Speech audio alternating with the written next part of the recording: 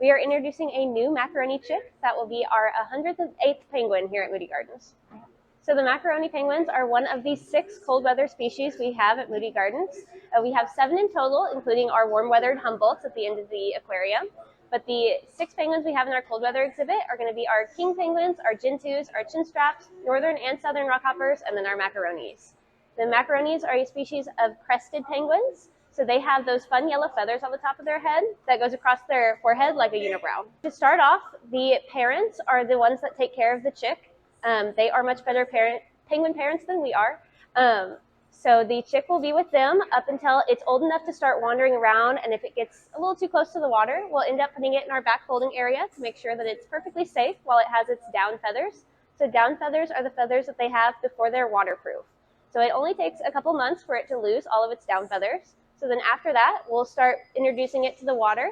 So penguins naturally know how to swim, but to make sure that they are perfectly safe in our exhibit, we want to make sure they know all the exits and how to get out, and make sure they're comfortable with the other birds. So we'll do a couple of different swim lessons with them, and then eventually have them out for just the day, and then eventually overnight, just depending on how comfortable they are.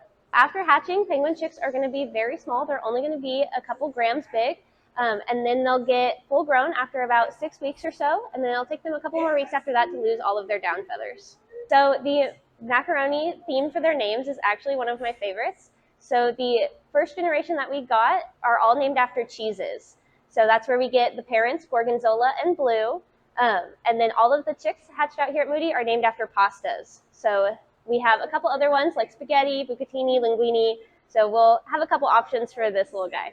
So out in the wild, macaroni penguins are vulnerable, so it is very important for zoos and aquariums to have them and help promote them.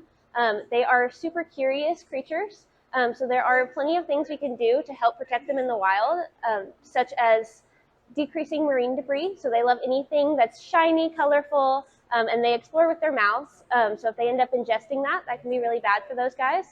So to make sure that we take care of them, we'll reduce, reuse, recycle the best that we can. And having them out in zoos and aquariums helps promote that to people. Macaronis are super, super adorable. They're also one of our ambassador penguins that do a lot of painting.